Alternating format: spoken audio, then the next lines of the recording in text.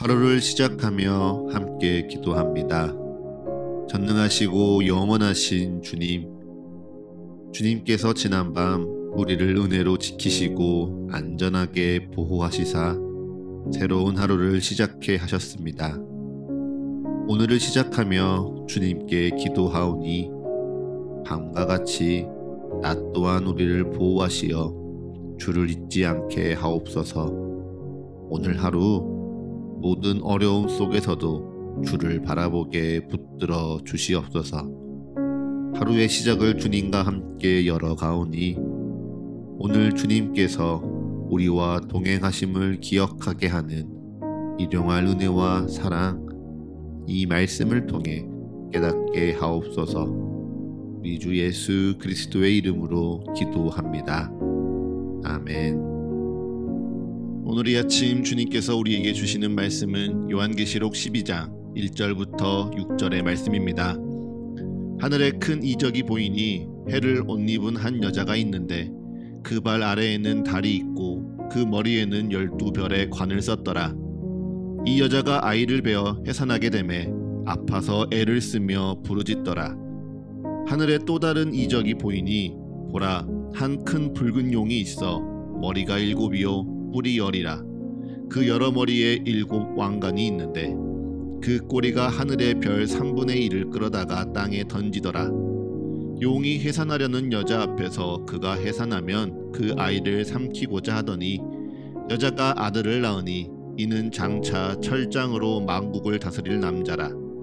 그 아이를 하나님 앞과 그 보좌 앞으로 올려가더라. 그 여자가 광야로 도망하매 거기서 1260일 동안 그를 양육하기 위하여 하나님께서 예비하신 곳이 있더라. 아멘. 다시 한번 주님께서 우리에게 주시는 말씀을 읽을 때에는요, 각자의 눈으로, 입으로, 그리고 마음으로 말씀을 따라 읽겠습니다. 그리고 잠시 주님께서 각자에게 주시는 말씀 앞에 머물러 기도합니다. 각자의 마음에 울리는 단어, 표현, 문장에 머물러 기도합니다. 주님 내게 말씀하소서. 주님 내게 듣게 하소서.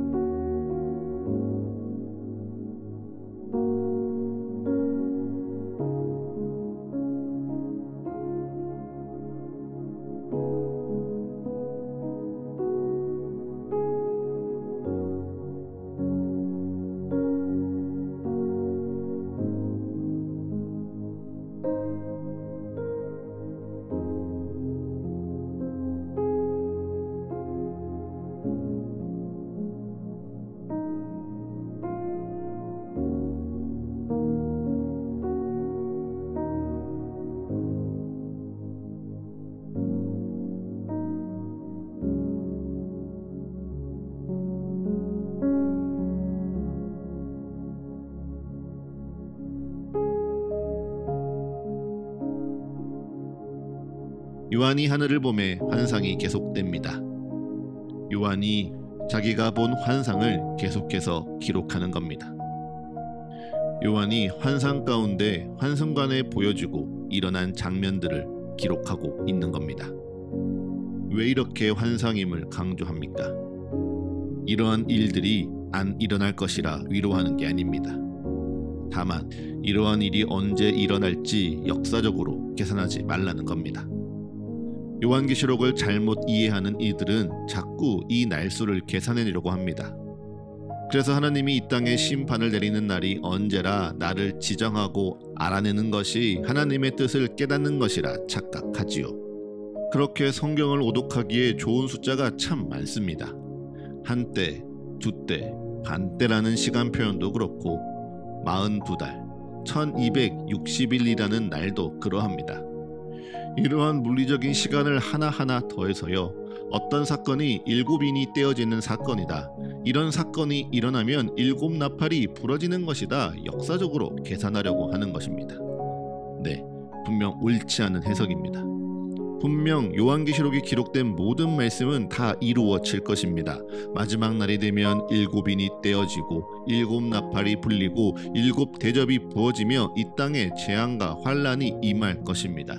용과 사탄이 무저경에서 올라와 성도를 핍박하고 교회를 무너뜨리려 하며 믿는 자들을 시험하겠지요. 그런데 그날과 그때는 오직 하나님만 아십니다. 예수님도 모르고 천사도 모르고 성령도 모릅니다. 오직 하나님만 아십니다. 그러니 그날과 그때를 알려고 하지 마시고요. 오직 이 말씀 가운데 하나님의 뜻을 잘 헤아려 보십시오. 말씀을 잘 읽어보면요, 예수님께서 이 땅에 오심으로 다시 오시는 그 날까지를 바로 1260일 42달 한때, 두때, 반때라 가리키고 있습니다. 그리고 하나님의 뜻은 그 때를 기다리는 오늘 우리가 어떻게 살아갈지에 있습니다. 오늘도 1260일 동안 양육받고 훈련받는 이가 있습니다. 그가 누구입니까? 한 여인입니다. 요한이 큰 환상 가운데 해를 옷 입은 한 여자가 달을 발딛고 서서 12별의 관을 쓴 모습을 보는데, 이 여인이 아이를 베어 해산하려 합니다. 매우 상징적이죠. 그런데 이 상징은요, 절대 그 당시 고대 근동의 문화에 기인한 상징이 아니라 모두가 다 구약에 기인한 상징입니다. 특별히 창세기 37장을 보면 요셉이 자기가 꿈을 꾸었는데 해와 달과 11별이 자기에게 절을 하였다 고백하는 장면이 등장합니다. 여기서 해가 무엇입니까? 그의 아버지 야곱입니다. 달은 자신의 어머니 라헬이고요. 11별은 그의 나머지 형제들을 뜻합니다. 그러니 이를 모두 합하면 무엇을 뜻합니까? 바로 이스라엘입니다. 하나님을 믿는 구약의 이스라엘, 그리고 예수 그리스도를 경배하는 신약의 교회 공동체를 뜻하는 것이죠. 그처럼 이스라엘이 한 아이를 낳으니 바로 예수 그리스도입니다. 그리고 이에 대적하는 붉은 용이 등장하며 그의 머리가 7이요 뿔이 10이라 그 여러 머리에 7 왕관이 있다 기록하는데, 이것은 또 무엇을 상징할까요? 바로 다니엘 7장의 환상을 인용하는 상징입니다. 여기서 이 땅을 다스리는 네 짐승을 다니엘이 환상 가운데 보는데요, 네 짐승 가운데 셋째 짐승의 머리가 4이고 나머지는 하나씩이라 기록합니다. 그래서 이를 합하면 네 짐승의 머리가 7이 됩니다. 그리고 세 짐승에 대해서는 뿔에 대한 언급이 없으나 넷째 짐승의 뿔이 10개라 하니 이를 다 더하여도 뿔이 10개가 되죠. 즉 용이 무엇을 뜻합니까? 이 땅을 대표하는 땅의 세력입니다. 사탄 그리고 악의 권세가 여자 앞에서 아이를 해산하면 그를 삼키고자 하는 장면을 요한이 환상 가운데 보는 겁니다. 그러나 이를 이기고 여자가 아들을 낳으니 이는 장차 철장으로 만국을 다스릴 남자라 그 아이가 하나님 앞과 그 보좌 앞으로 올려져 가는 것을 또한 보지요. 이 또한 시편 2장의 말씀을 인용한 것입니다. 시편 2장 9절에서 철장으로 만국을 다스릴 메시아를 요한은 보았고요. 그 메시아가 이 땅에 태어났으나 다시 하나님 보좌 앞으로 올라가 다시 오실 날을 준비하고 있음을 고백하는 것이죠. 이것이 바로 예수 그리스도에 대한 믿음의 고백입니다. 단순히 예수께서 이 땅에 오시고 이 땅에서 고난받으시고 죽임당하신 후 모든 것이 끝이 나는 게 아닙니다. 예수님께서 하늘에 오르시사 다시 오실 날을 준비하며 이 땅을 향한 심판과 믿는 자들을 위한 구원을 예비하고 계심을 고백하는 겁니다. 그렇게 아이가 하나님 보좌 앞으로 올라간 후 요한계시록 12장 6절은 아들을 낳은 여인이 광야로 도망가매 거기서 1260일 동안 살아간다 기록합니다.